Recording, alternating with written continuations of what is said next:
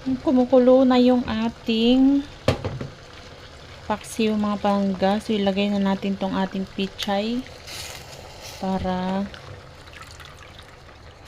maluto na din siya. Hindi ko na siya pinaubas yung sabaw para maluto talaga yung isda niya. Tsaka ayan. So, lagyan na natin ng gata.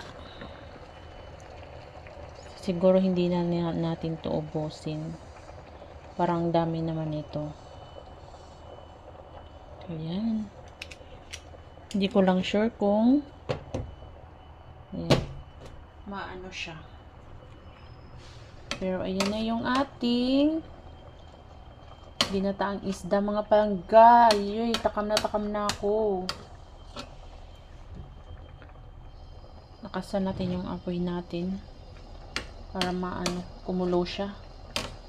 Pero siguro hindi ko na siguro to tawag nito, ubusin yung gata kasi gusto kong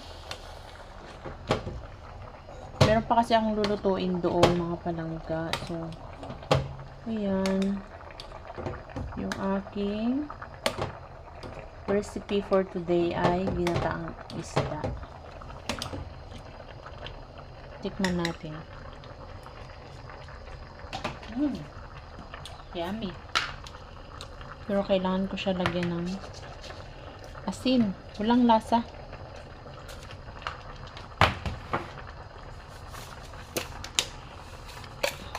At saka ito.